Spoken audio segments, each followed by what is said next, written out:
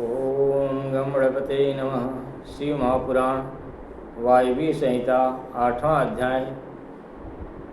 सबसे पहले ईश्वर की प्रेरणा से पुरुष रूप से जो अधिष्ठित हुआ है, उस अव्यक्त से बुद्धि आदि से लेकर विशेष वक्र क्रमशः विकार उत्पन्न होते हैं।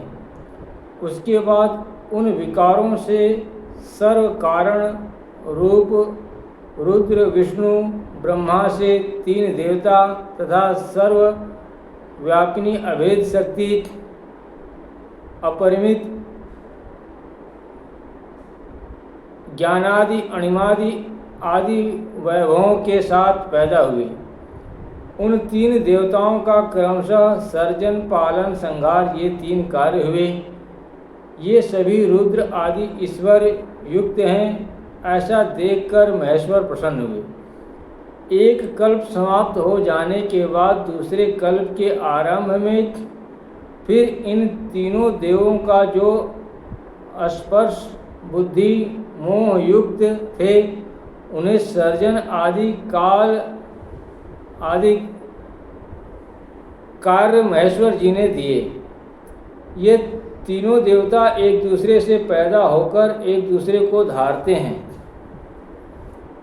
ये एक दूसरे से वृद्धि तथा अनुसरण करने वाले हैं। परस्पर एक दूसरे की विष्णु ब्रह्मा रुद्र कभी कभी प्रशंसा भी करते हैं। तभी तो एक दूसरे से अधिक तथा कम नहीं हो पाते।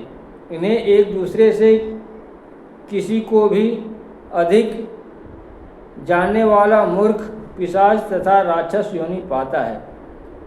प्रधान से प्रथम वृद्ध ख्याति बुद्धि एवं महत्त्व पैदा हुए।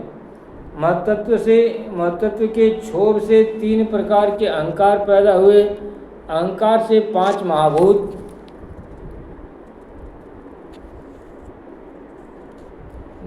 तन्मात्र इंद्रियां पैदा हुई। विकृत अहंकार से सत्वगुण से अतिरिक्त सात्विक तत्व उत्पन्न हुआ। वैकारिक सृष्टि तो एक साथ ही ज्ञानेंद्रिय 5, कर्मेंद्रिय 5 तथा मन है। तमोगुणी अहंकार 5 महाभूत पंच तन्मात्रा आदि से उत्पन्न 11वां मन अपने गुण द्वारा 2 प्रकार का होता है। संपूर्ण प्राणियों में प्रथम आदि भूत होता है। उस आदि भूत के शब्द गुणवान आकाश पैदा होता है। फिर आकाश से स्पर्श गुण, उससे वायु, वायु से रूप गुण, रूप से तेज, तेज से रस गुण, उससे गंध गुण, गंध से पृथ्वी पैदा हो जाती है। फिर इन 5 महाभूतों द्वारा संसार निर्मित हो जाता है। ये 5 महाभूत अव्यक्त महेश्वर की कृपा द्वारा पुरुष से अधिष्ठित रहते हैं। तब महत्त्वादि से आरंभ कर विशेष तक इस अंड को उत्पन्न करते हैं। उस समय कार्य कारण से सिद्ध हुआ ब्रह्मा उस अंडे में वृद्धि पाकर ब्रह्म नाम करके क्षेत्रज्ञ हो जाता है। वही सर्वप्रथम शरीरधारी पुरुष है। संपूर्ण प्राणियों से पहले प्रसन्न हुआ। यही आदिकर्ता एवं ब्रह्मा कहता है। अव्यक्त की प्रेरणा द्वारा इसके मन से अनेकों मनोरथ पैदा होते हैं और किसी प्रकार से नहीं। इसका तीनों गुणों को अपने अधीन रखने का स्वभाव है। उन तीनों गुणों की अपेक्षा भी इसे होती है। उन तीनों गुणों द्वारा फिर अपने शरीर के 3 विभाग कर देता है। सृष्टि कार्य में ब्रह्मा का भाग, संहार कार्य में रुद्र, पालन कार्य में सहस्त्र शीर्ष विष्णु होता है। पर नाशक विराट रूप में हो जाता है। सर्व स्वर्ण में सुमेरु पर्वत उसका गर्भ बंधन होता है। समुद्र जल गर्भ तथा गर्भाशय होता है। उस अंड में लोक हैं, लोकों में सूर्य, चंद्र, नक्षत्र, वायु आदि रहते हैं। उनके साथ साथ विश्व व्यास हो रहा है। इससे 10 गुना बढ़कर जब इस अंड को ढक रहा है, इससे 10 गुना बढ़कर जल इस अंडे को ढक रहा है। जल से 10 गुना तेज, तेज से 10 गुना वायु, वायु से 10 गुना आकाश, फिर बसे आदि भूत ढक रहे हैं। उन्हें 5 भूतादि, इनको फिर महतत्वादि को प्रकृति चारों ओर से ढके रहती है। यह 7 आवरण हैं जिनसे अंड आवृत रहता है। ये सब 8 प्रकार की प्रवृत्तियां हैं। अंड के बाहर परस्पर एक दूसरे को ढककर स्थित है। सृष्टि के रचना आदि कार्य करता तीनों देवता एक दूसरे से पैदा होकर एक दूसरे को धारण किए रहते हैं। आधार अधीय भाव वाले जितने विकारी हैं उसमें विकार रहता है।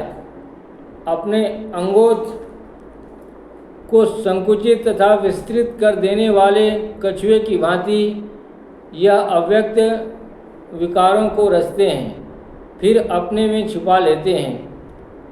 अव्यक्त द्वारा ही सारा संसार क्रमशः निमित्त होता है और विपरीत उसके क्रमशः लय भी हो जाता है। काल के अधीन होने के कारण गुण भी सम तथा विषम हुआ करते हैं। गुणों की कमी तथा विशेषता होने पर ही सृष्टि की रचना होती है। इसका समानत्व होने पर प्रलय हो जाती है। ब्रह्मा की योनि यही है।